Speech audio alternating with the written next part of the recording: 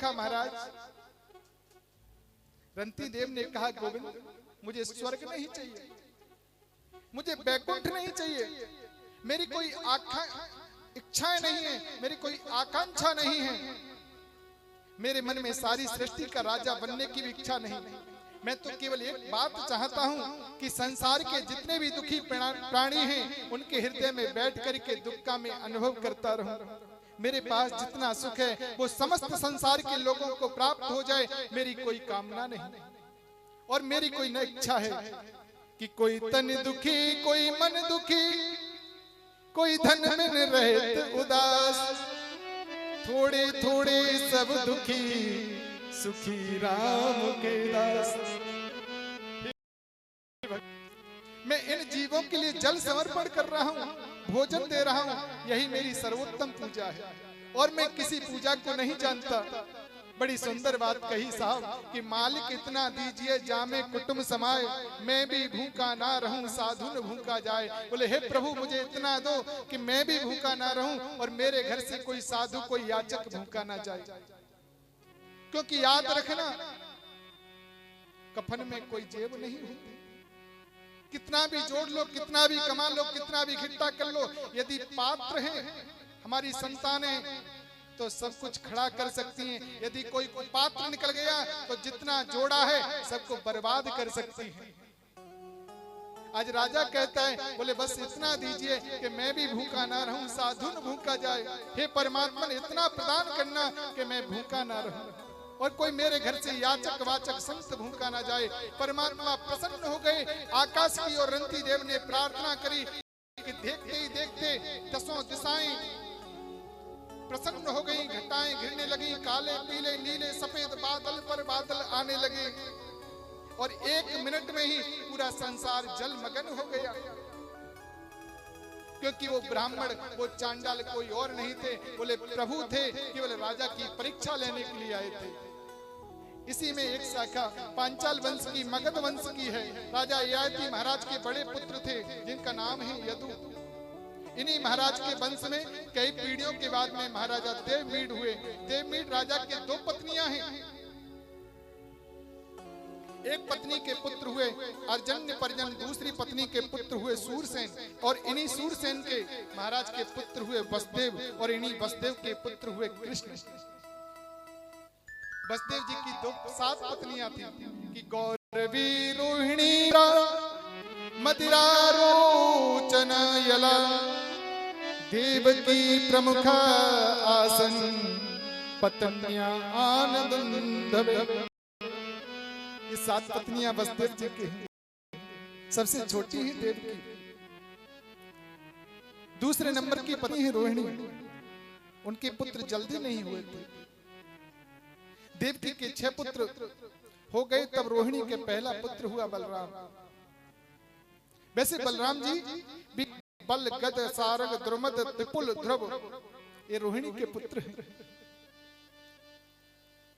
और सुखदेव जी ने कृष्ण कथा संक्षिप्त में सुना करके विश्राम कर दिया। परीक्षित ने कहा, गुरुदेव ये कृष्ण कथा, बलराम कथा, ये तो अपनी संक्षिप्त में सुना दिया, इसको थोड़ा मुझे विस्तार से सुनाओ। जो मेरी माता के गर्भ में जाकर के मेरे प्राणों की जिन्होंने रक्षा करी, मेरे पर बाबाओं की जिन्होंने रक्षा करी, कौरवों की सेना में तो गुरु एक बहुत बड़ा सागर थे। कौरवों की सेना रूपी सागर में बहुत बड़ी बड़ी तिमिंगल मछलियां, भीष्म पितामह, द्रोणाचार्य, कृपाचार्य, कर्ण, विकर्ण, दुर्योधन, दुशासन, लेकिन मेरे बाबा पांडवों के साथ केवल कृष्ण के चरण रूपी नौका का आश्रय ले लिया तो कौरवों की मगर रूपी सेना को जैसे पार कर लिया, जैसे किसी गाय के बछड़े ने खुर के गड्ढे को पार कर लिया हो। जो प्रभु मेरे बाबाओं के रक्षक हैं, उनकी कथा को संक्षिप्त में क्यों सुनाते हो? उनकी कथा को विस्तार में सुनाओ।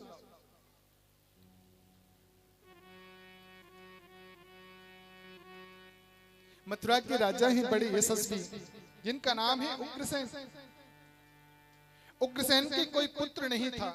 बड़ी भारी तपस्या करी, पुत्र यष्टि यज्ञ कराए। उग्रसेन की पत्नी का नाम है पवन रेखा, गर्भवती हो गई। एक बार शाम का वक्त था। महाराज उग्रसेन से कहती हैं, बोले मेरा घर में महलों में मन नहीं लग रहा है, बोले वन विहार करने के लिए जाना है। सखियों के साथ में लेकर के रथ में बैठ करके चली जाती हैं पवन रेखा जी वन विहार करने के लिए। उस वन में दुर्मलिक नाम का एक राक्षस रहता था साहब। पवन रेखा पर उसकी छाया पड़ी और पवन रेखा ने जब बच्चे को जन्म दिया, उसको हम कंस कहते हैं। लेकिन ब्राह्मणों ने कहा महाराज ये जो पुत्र हुआ है ना आपके, ये आपको वंश को नष्ट करने वाला है, वंश को बर्बाद करने वाला है। इसलिए उग्रसेन जी ने उस बच्चे को लता पताओं में लपेट करके एक कलशे में घड़े में भर करके यमुना जी में प्रभावित कर दिया। यमुना में बहा दिया। इधर वसुदेव जी के जो पिताजी हैं सूरसेन यमुना में स्नान कर रहे थे। एक मटका बहा हुआ आ रहा है, आवाज आ रही है किसी शिशु की। सूरसेन जी ने मटका निकाला, मटके में देखा कि शिशु है, बच्चा है, उसको निकाल लिया। सूरसेन जी महाराज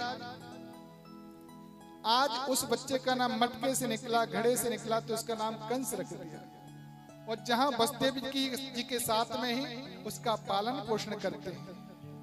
धीरे धीरे कंस बड़ा हुआ, उसको पता चली मैं सूरसेन का पुत्र नहीं हूं। एक दिन सूरसेन जी से पूछा क्या मैं आपका पुत्र नहीं? नहीं, आप मेरे पुत्र हो। नहीं, मैंने सुना है। जब उसको पता लगी मैं पुत्र नहीं हूं, उसी समय रात्रि में निकल गया, जंगल में जाकर के तपस्या करने लगा। और महाराज शंकर जी की तपस्या करी। शंकर जी प्रसन्न हो गए, बोले वरदान दीजिए मैं अमर हो जाऊं। शंकर जी कहने लगे, बोले भैया जिसका जन्म हुआ उसकी मृत्यु निश्चित है, अमर तो यहां पर कोई नहीं है।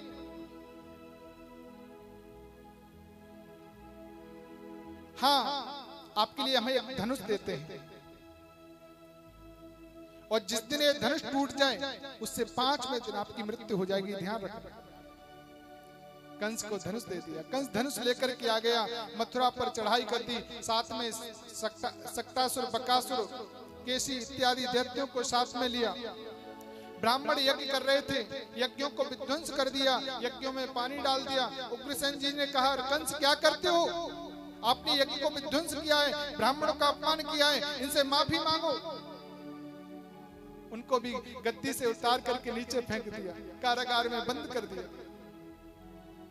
और बंधुओं, जब पाप का भार इस पृथ्वी पर बढ़ जाता ना, कि जब जब होए धर्म की हानि, बाढ़े असुर अधम अभिमानी, तब तब धरे प्रभु विविध शरीरा, हरे कृपा निधि सज्जन पीरा।